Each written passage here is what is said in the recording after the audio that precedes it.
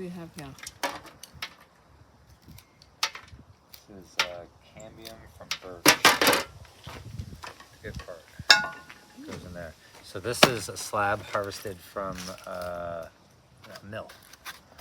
So this is birch. This is the known as the royal feminine of the woods. When you're harvesting cambium from a piece of milled wood, you want to treat it like you would like when you're hunting and you're cleaning game, if any of you are familiar with that. The bullet wound is going to have poisons around the bullet wound, lead and so forth. So you'll have to cut around that area when you're cleaning that meat. Here, we want to cut far away from the edges where the mill has cut, because it would have used some type of lubricant. But it takes a while to absorb into cambium, and you can actually notice a slight discolor. Let me grab a piece for you. Okay, so here's a piece here, and if we take a look, you can see some discoloration right here, and yeah. Oh, look at that. Some mouse poop too. Oh, yum. You gotta love nature, love protein for you. But that's the part of the cambium that you would want to cut away. The advantageous part about harvesting cambium from a wood pile that has that has been sitting there for a little while is the cambium is dried for you very nicely. It's not molded because it was cut into slices and put out there, you know, like they were purposely drying it. But here's a little spider here. But you're gonna have things to deal with because of that. But really, you'd have things to deal with regardless, you know. So this pile that I'm cutting off, that would be not edible, will be for out in the yard, not for the garden, but out in the yard. So you want to save. This is full of oil, so it's very good for firewood, for tinder. You can even make little birch boxes and all kinds of really cool arts and crafts from that stuff. And in particular, it's got very thick cambium, which makes it real nice for harvesting. Also, birch sap is collected and boiled down for syrup. So you can bet that birch cambium is going to be a little tastier than other cambiums. And a lot of wild food tastes better dried, you know, so collecting it from a wild tree, number one, it really hurts the tree, so never collect it from a wild tree unless you're deep in the wilderness and it's under survival conditions. And even then, you only take a small strip and take it from another tree far away if you need to, if you can stand that. But you better had been drinking a lot of pine needle tea and everything else that you can get without harming stuff. But cambium has been the result, the last resort of a lot of different nations of people for lots of different reasons. Invalids, when they couldn't take in nutrients for various reasons, were fed cambium, and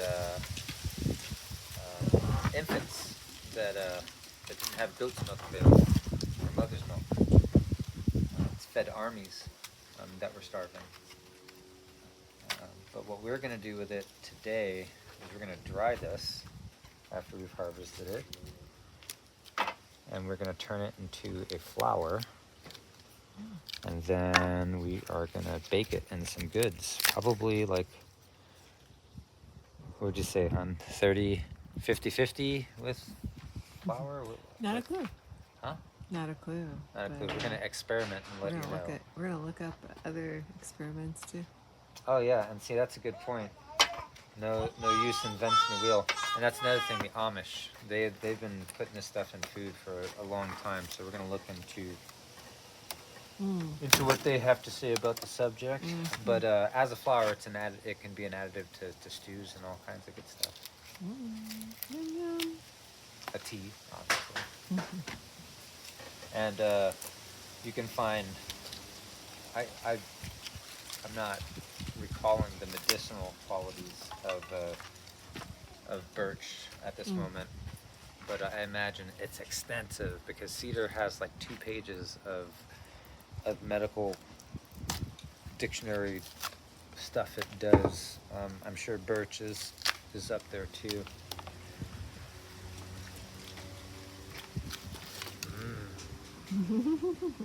It's like a gingerbread cookie kind of. Right. And you could chew this. It brings back memories, actually. When I was living in the wilderness, we made cookies from this stuff.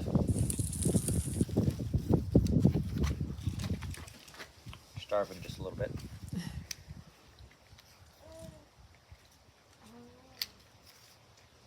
But basically, it breaks down to like a sawdust kind of consistency, and then even finer granules, like sand or something. You know, it's very edible, and it definitely doesn't taste all that bad when it's dried. It's very strong when it's fresh. Want to try a bite? Okay.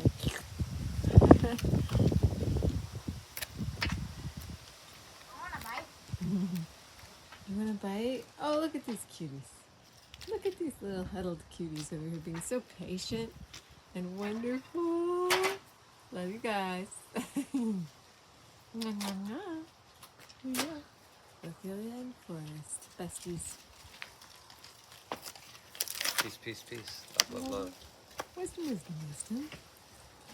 All right, there's some peel to the bark that got left on this dried piece, so I'm taking it off.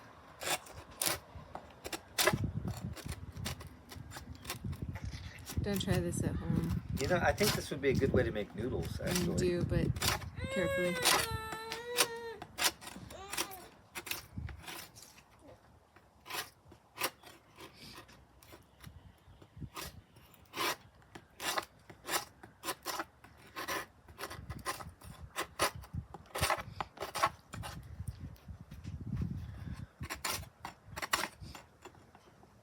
You don't want to leave any of the bark on there because it's got too many tannins in it, and it will actually make you sick. So you have to do a really good job of making sure that you only get the cambium layer. And if you're dealing with other dried bark, it's nearly impossible, to be honest. Unless you find a birch relative, you know, something that's got a really thick bark. Ow.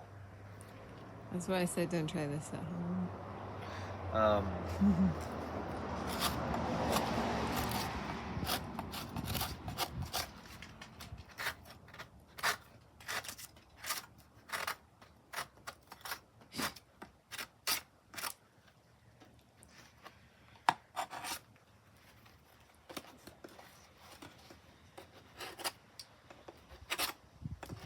Only do this if you're very skilled with the scythe. Or that's what happens. Womp womp.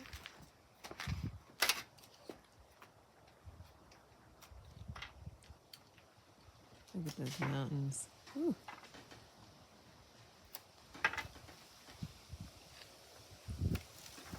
A shot of all this. I'm just taking goodness.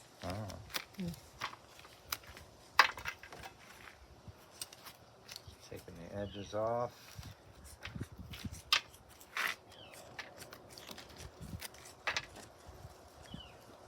If you had bunnies, they'd love this.